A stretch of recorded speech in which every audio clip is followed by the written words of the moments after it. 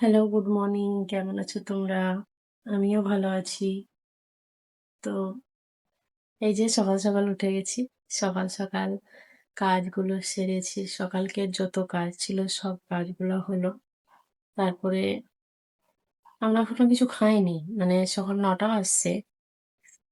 8:30 ৯টা। আমার ছেলে দুটো উঠে গেছে। আমার বড় ছেলেকে তখন পাঠিয়েছি দুধ আনার জন্য, চা করব। তো কালকে রাত্রে কি হয়েছে? কালকে রাত্রে আমার হাসবেন্ড দুধ এনেছিল, ঠিক আছে? চা করার জন্য রোজ মানে তো সেই দুধটা আমি ফুটিয়েছিলাম অবশ্যই। ফুটিয়ে দুধটা পুরো মানে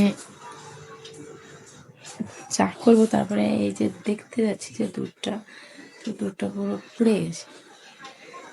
এই দুধটার কি অবস্থা দেখো, একবারে পুরো পুড়ে গেছে, পুড়ে বসে গেছে।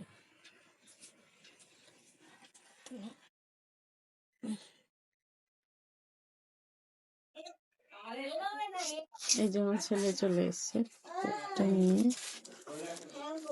এই যে চা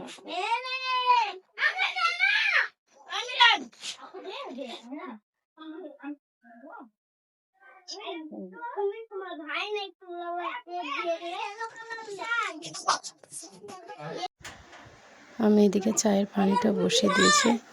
আমার ছেলেকে দুধ আনতে দিয়েছিলাম, তো দুধটা নিয়ে চলেও এসছে। তো চায়ের পানিটা ফুটছে। তারপরে এই যে দুধ, জানো তো সকালবেলায় একটু চা না খেলে মনে হয় কিচ্ছু খায়নি, একদম ভালো লাগে না। তো কার কার চা খেতে খুব পছন্দ করো অবশ্যই কমেন্টে বলবা। তো এই যে আমার চা ফুটছে। তো আমার তো খুবই ভালো লাগে সকালবেলায় এক কাপ চা না হলে চলেই না। তার থেকে আমার হাজব্যান্ডের খুবই চা পছন্দ। তো আমরা বাঙালি সবাই চায় খেতে ভালোই বাসি। তা আমার তোমার সঙ্গে গল্প করতে করতে আমার চাটাও হয়ে গেল। এই যে এবার কাপে ঢেলে নিচ্ছে, আগে ছেঁকে নিয়েছিলাম, কাপে ঢালছি, সবাই মিলে খাবো।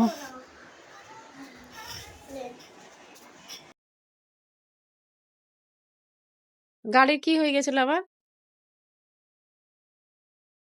সকাল সকাল চেন পড়ে গেছিল আজকে। ভাল লাগে না সকাল সকাল এইসব আলগা বিপদ হয়ে গেলে না বিরক্ত লাগে। সে 8টার সময় বাড়িয়েছি ওখান থেকে। বেটা দুধটা বের করো, ফেটে যাবে। তুমি দুধ নিয়ে আসলে আমিও তো নিয়ে এলাম। এই দেখো এই বিছে গেল, দেখো কি হবে। আমার তো দেরি হবে বলে তো আমি তোমাকে বললাম না যে আমার আসতে দেরি হবে। তা তুমি তো আগে ফোন করতে পারতাম আমাকে, আগে তো ফোনই করনি। ফোন করবো। আমি দুধ নিয়ে আসলাম, ও দুধ নিয়ে চলে এসছে। তো যাই হোক, দুধটা আমি ফ্রিজে রেখে দিলাম। এদিকে আমাদের চা হয়ে গেছে, ওকে এবার চা দিব। চা করতে করতেও চলেও এসছে। তো আমার সব কিছু আসো, পালে আসো।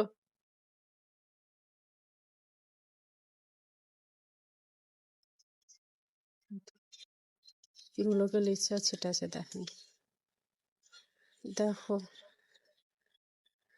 কি করব আমি, এত চঞ্চল হয়ে গেছে না, মানে একটা কথা শোনে না আমার, মানে বেরিয়ে যায়, এদিকে চলে যায়, ওদিকে চলে যায়, কি করব।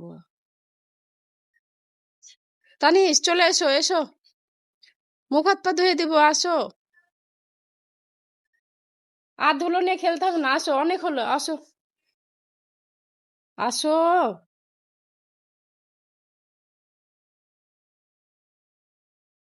আসো।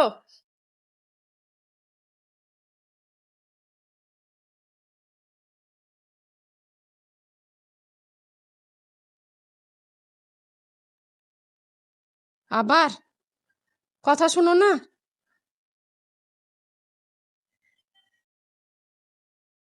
আসো, গা ধুই দেবো, আসো।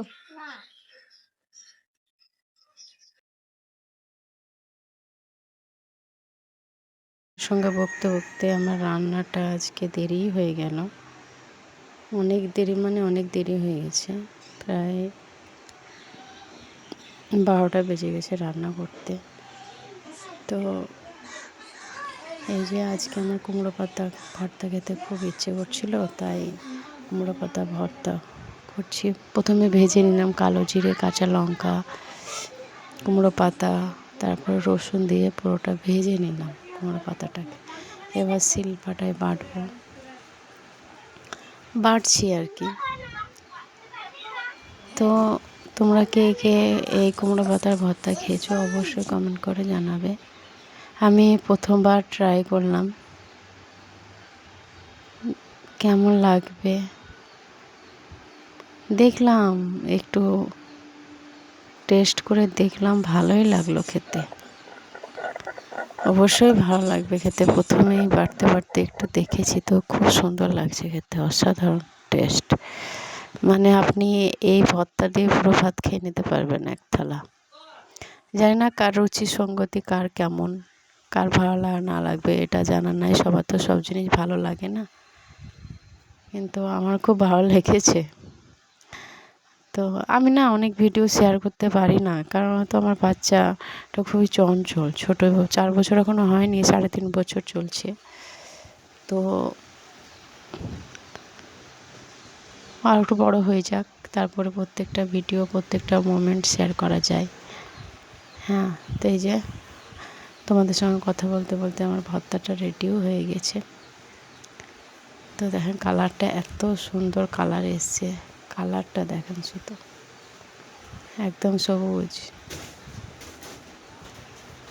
দেখতেই কত সুন্দর লাগছে, খেতে কত সুন্দর লাগবে।